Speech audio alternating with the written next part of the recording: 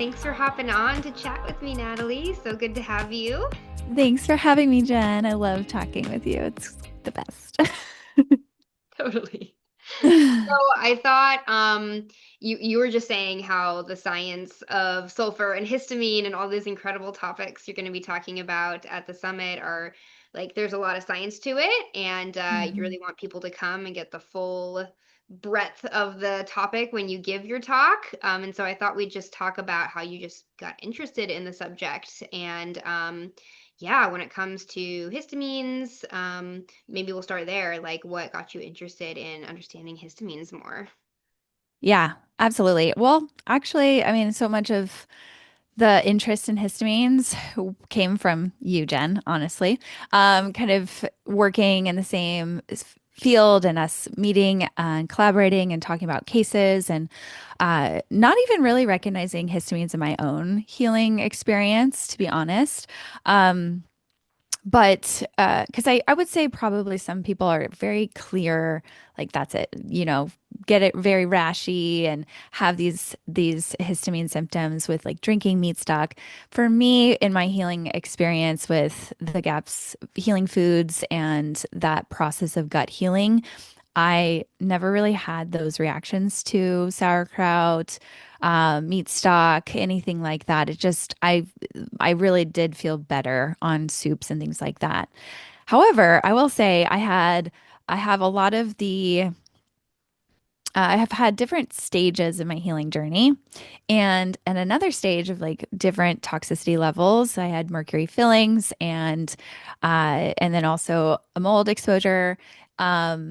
Probably a couple, right? Like most people have had some sort of level of toxicity in our life, but for me, I didn't really connect like, oh, some of my like I did start to get some histamine rashes at some point, and then I was very aware of it by that time. So digging deeper, obviously there's some nutrients that like we understand are very crucial for histamine metabolism in our body. And when you dig deeper into it, I've learned that from you and from mentors, like histamines are not something to be afraid of. They're very necessary things. So I was never really afraid of that. But I was thinking, like what are some of those nutrients that are really impactful for clearing histamines? Yeah. And yeah, and there are some really basic ones, right? Minerals like molybdenum and magnesium, zinc, B6, B1, B2, like lots of basic nutrients that will get easily depleted when we have toxins in our body, like heavy metals or mold toxins, right? And so one of the missing nutrients, though, I never really it just in the last probably 6 months really occurred to me that because of my own interviewing other practitioners on our podcast, came to understand from I had Dr. Stephanie Seneff, a researcher who studies glyphosate toxicity. I interviewed her and she talks about how one of the major impacts of glyphosate toxicity on our body is impacting our gut sulfur absorption ability. So, because of the impacts to our gut bacteria, also we have a deficiency state of sulfur.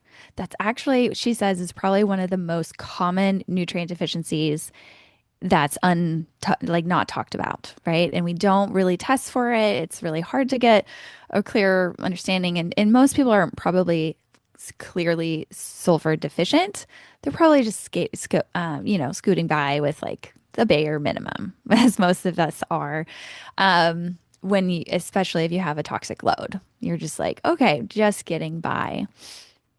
And so right after I interviewed Stephanie Seneff, I interviewed Kathleen Janelle, who wrote a book about sulfur, MSM specifically, which is, I'm going to look at the actual term. It's a long one. I know. I would have to look it up too. Yeah. Methyl sulfonomethane.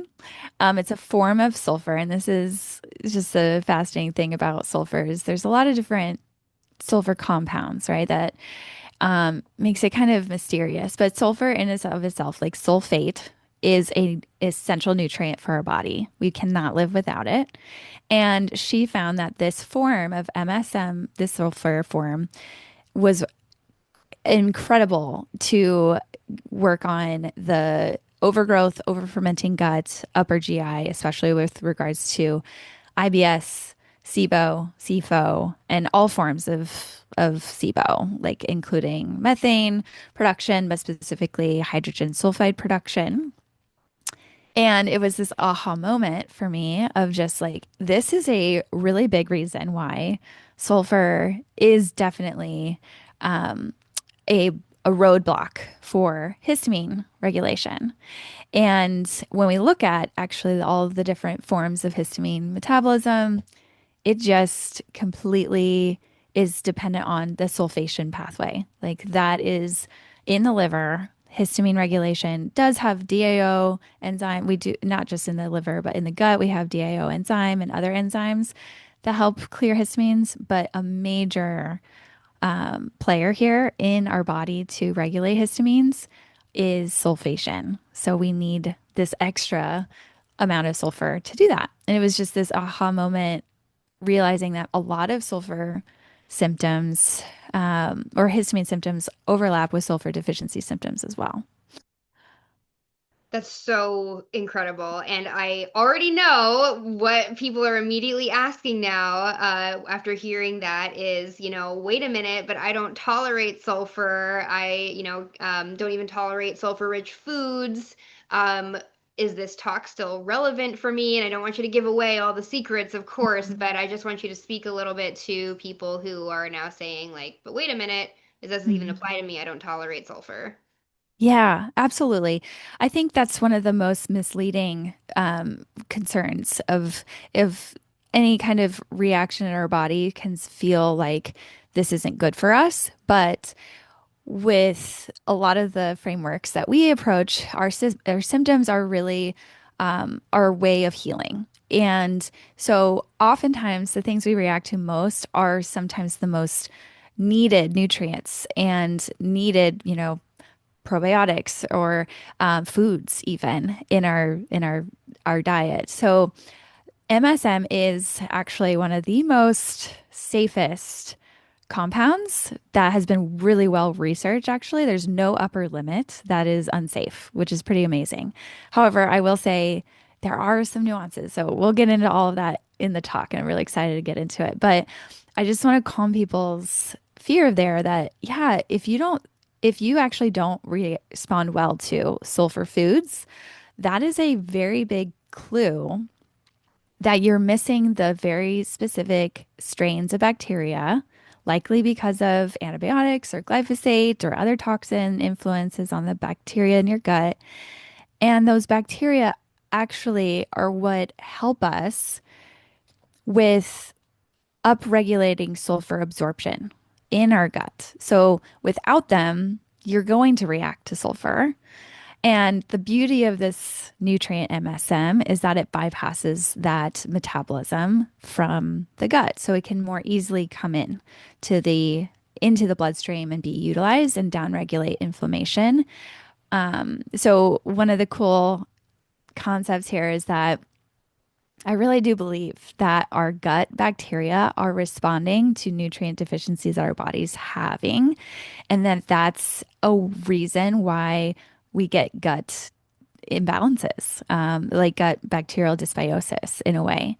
So when I looked at so many different stool tests and people that when there is an increased level of methane or hydrogen sulfur production or ammonia production, that's usually a sign of this imbalance, of there's overgrowth. And the body's really just trying to produce the sulfite that your body can use. There is this interesting thing with sulfite that, yeah, your gut can produce it, hydrogen sulfide, which is going to be needed to be trans, kind of conjugated into sulfate.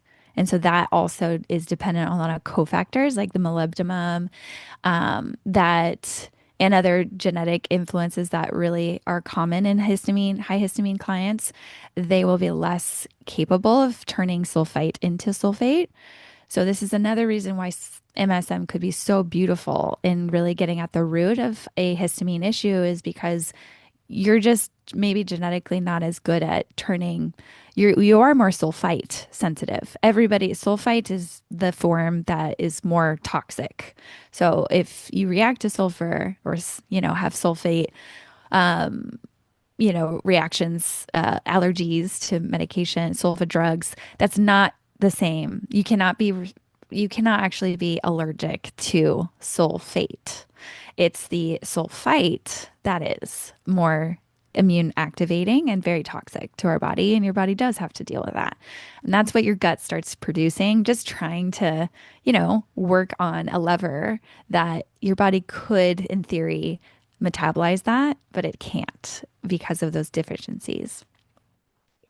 This is such a bombshell talk, Natalie, and topic. I'm just so thrilled about this because I think, we are in such a reactive medical culture and even in the holistic health world that, this comes in and things end up not actually being very holistic, but just kind of this very reactionary linear way of looking at things of like, oh, if you react to high sulfur foods, avoid sulfur. Oh, you have hydrogen sulfide SIBO, avoid sulfur. I mean, this is what people are Yes. hearing from leading clinicians in the field. And again, I think it's just this like, really knee-jerk reaction of like, oh, you're overloaded in this, so that means we must avoid it, instead of looking at this big picture of the more complex way that the body actually works. And so I think you're just going to be turning so many myths on their heads.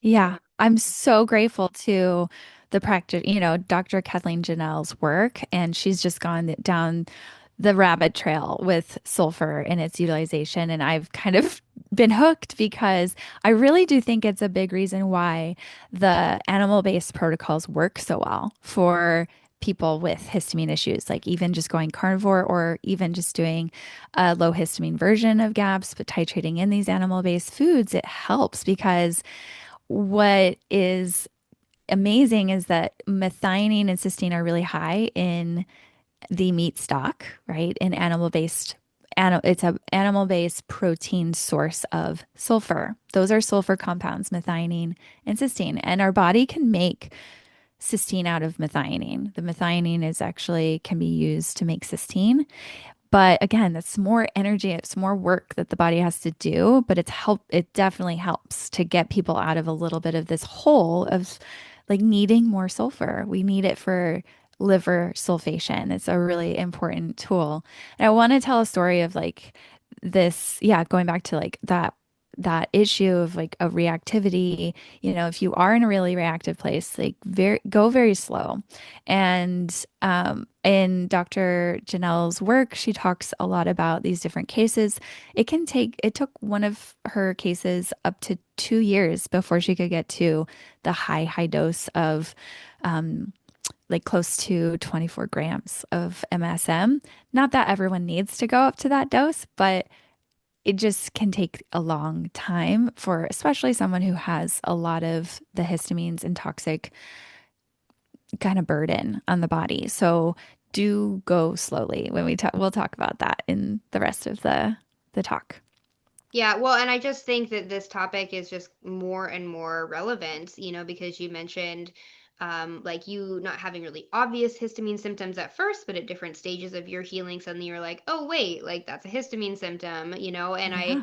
I think that I'm curious if you agree with this. It seems like more and more and more people are starting to experience histamine symptoms or recognize symptoms that maybe they didn't think were histamine symptoms, like, oh no, those actually are histamine symptoms. And so I Hmm. definitely over the last 5 years seen this huge increase in trend and people identifying with those issues. Do you feel like that?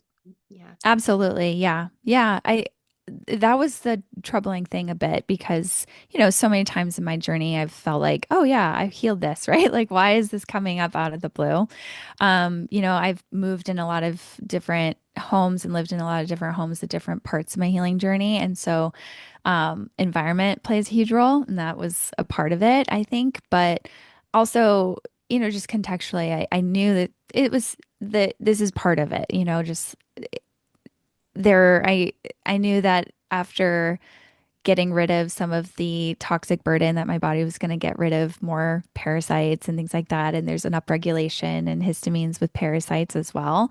So it all makes sense. But then you do start to, some people often think, oh, am I doing something wrong here with the diet?